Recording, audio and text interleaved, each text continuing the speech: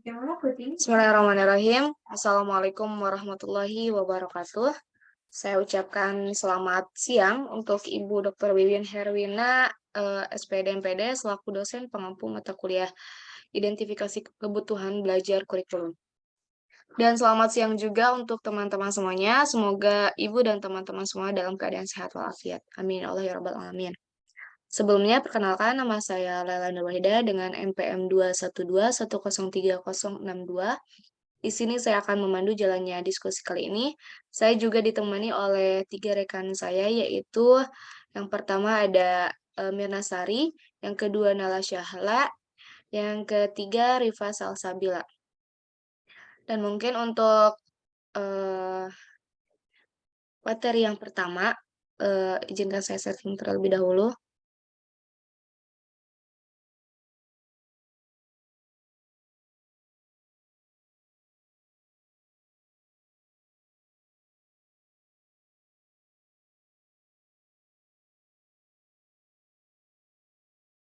Materi yang pertama akan dijelaskan oleh teman saya, kepadanya saya persilahkan.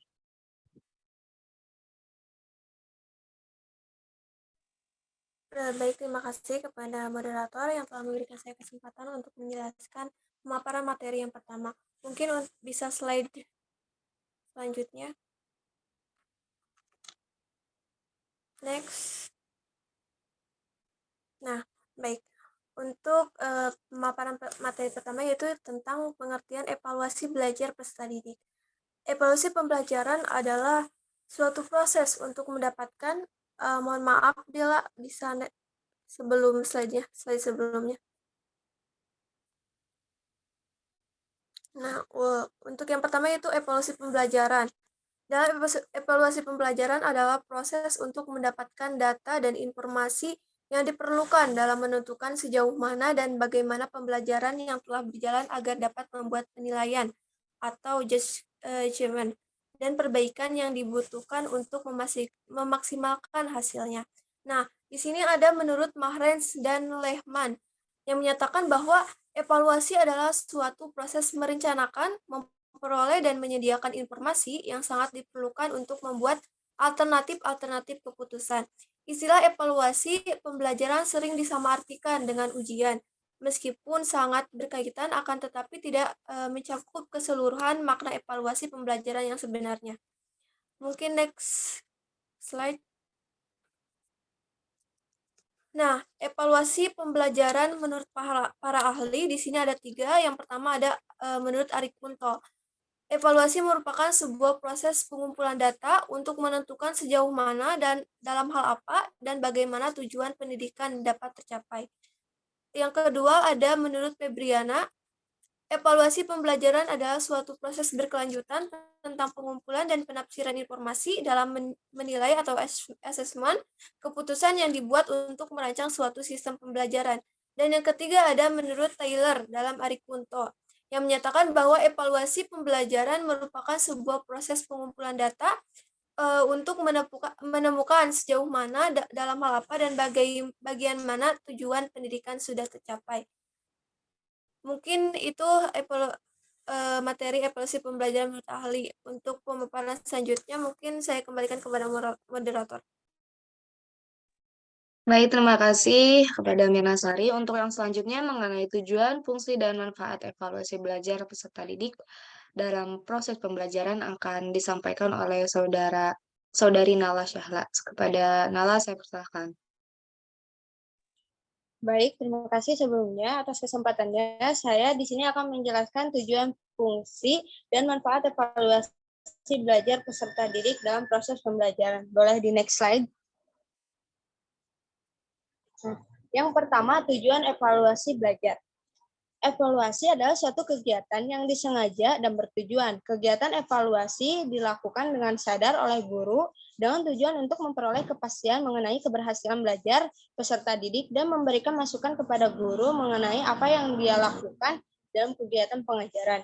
Dengan kata lain, evaluasi yang dilakukan oleh guru bertujuan untuk mengetahui bahan-bahan pelajaran yang disampaikan apakah sudah dikuasai oleh peserta didik atau belum. Dan selain itu, apakah kegiatan pengajaran yang dilaksanakannya itu sudah sesuai dengan apa yang diharapkan atau belum. Kemudian menurut Sudirman N. dan kawan-kawan, bahwa tujuan penilaian dalam proses pembelajaran adalah yang pertama, mengambil keputusan tentang hasil belajar, kemudian yang kedua memahami peserta didik, dan yang ketiga memperbaiki dan mengembangkan program pembelajaran. Bisa di next slide. Kemudian tujuan fungsi evaluasi belajar. Menurut M. Ngalim Purwanto bahwa kewajiban bagi setiap guru untuk melaksanakan kegiatan evaluasi itu mengenai pembelajaran, mengenai bagaimana dan sampai di mana penguasaan dan kemampuan telah dicapai oleh peserta didik tentang materi dan keterampilan mengenai mata pelajaran yang telah diberikannya.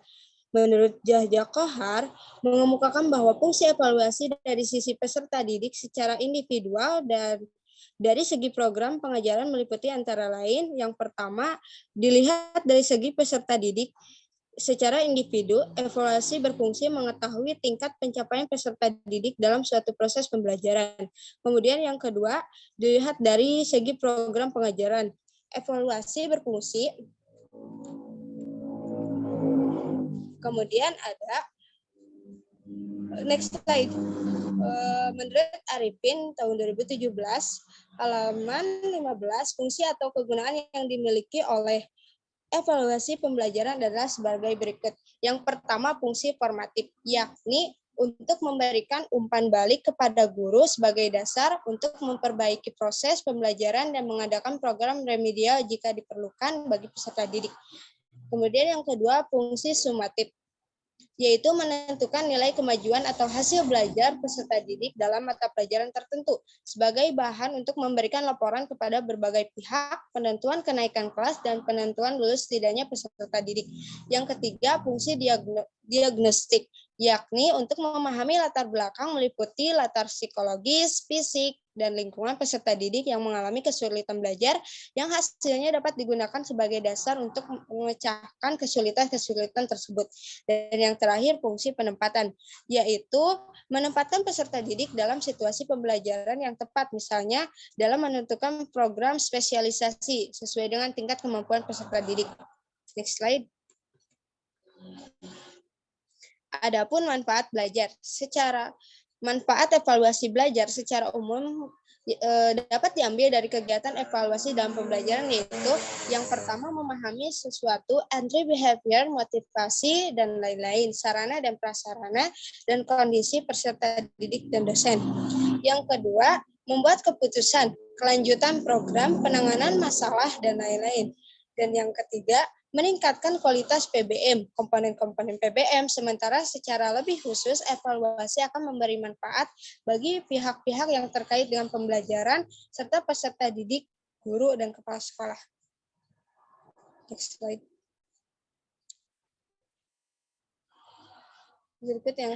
Baik, yang selanjutnya mengenai faktor yang mempengaruhi keberhasilan belajar akan disampaikan oleh saya sendiri, di mana belajar seringkali didefinisikan sebagai perubahan yang secara relatif berlangsung lama pada masa berikutnya yang diperoleh kemudian dari pengalaman-pengalaman. Namun ketika berbicara mengenai pengertian keberhasilan belajar, menurut Nana Sujana, keberhasilan belajar adalah perubahan tingkah laku sebagai hasil dari belajar yang mencakup bidang kognitif, afektif, dan psikomotorik. Oleh karena itu, dalam penilaian hasil belajar ada beberapa faktor yang mempengaruhi keberhasilan belajar.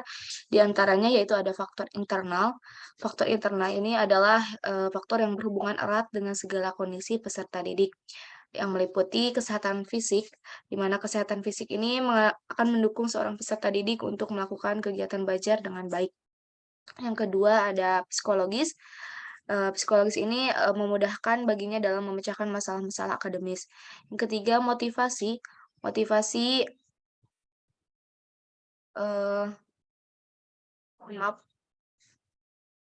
Motivasi adalah dorongan yang menggerakkan seseorang untuk melakukan sesuatu dengan sungguh-sungguh.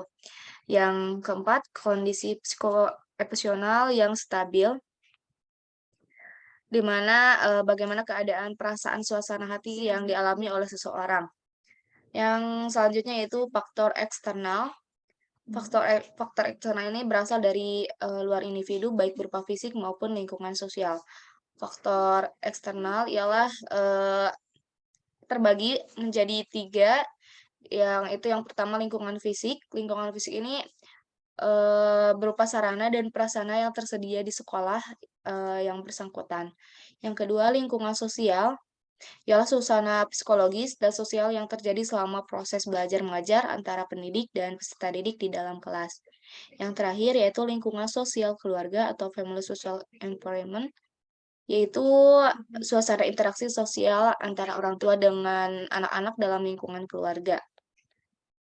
Mungkin itu penyampaian dari saya. Yang selanjutnya akan disampaikan oleh Rifa Salsa, namun karena Rifa sedang berhalangan hadir, maka akan digantikan oleh Saudara Mirna Sari. Kepada Saudara Mirna, saya silakan. Baik, terima kasih kepada moderator yang telah memberikan saya kesempatan kembali untuk menjelaskan tentang indikator keberhasilan dalam proses pembelajaran. Mungkin bisa next slide.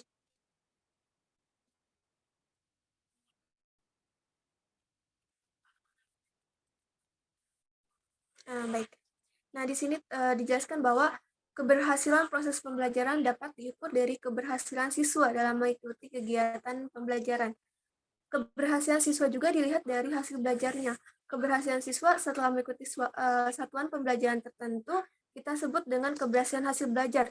Setelah proses pembelajaran berlangsung, kita dapat mengetahui apakah siswa telah memahami konsep tertentu, apakah siswa kita dapat melakukan sesuatu, apakah siswa memiliki keterampilan atau kemahiran tertentu. Nah, keberhasilan siswa sebagaimana disebutkan di atas merupakan keberhasilan hasil belajar. Lazimnya, keberhasilan hasil belajar siswa ditunjukkan oleh kemampuan siswa setelah mengikuti proses pembelajaran. Oleh karena itu, keberhasilan hasil belajar siswa dapat kita ketahui dari hasil penilaian kita terhadap hasil siswa setelah mengikuti proses pembelajaran. Di sini terdapat beberapa hal yang menjadi bentuk keberhasilan siswa dalam belajar, yaitu yang pertama, siswa memiliki pengetahuan dan wawasan baru yang lebih luas. Yang kedua, siswa menemukan keterampilan dan minat dalam belajar serta mampu meningkatkannya lebih baik dan profesional. Yang ketiga, siswa memperoleh sikap dan karakter yang lebih baik. Mungkin next slide.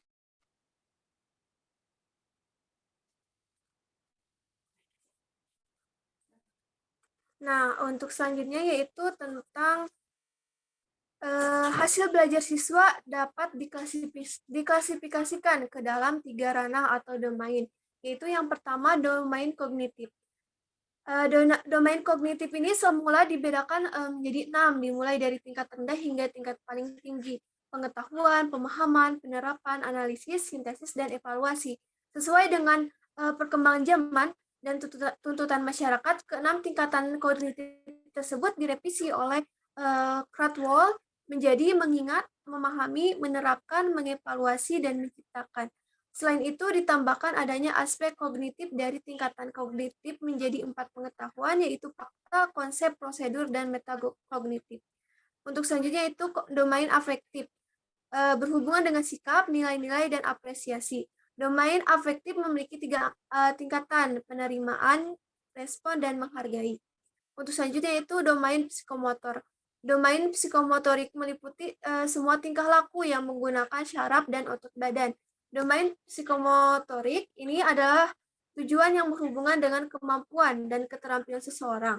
Domain ini terdapat 5 tingkatan, yaitu meniru, menggunakan, ketepatan, merangkaikan, dan keterampilan naturalisasi. Mungkin itu saja yang dapat saya sampaikan. Saya kembalikan kepada moderator. Terima kasih. Baik, Alhamdulillah untuk penyampaian materi dari kelompok 7 telah selesai. Mungkin cukup sekian. Mohon maaf bila banyak kesalahan.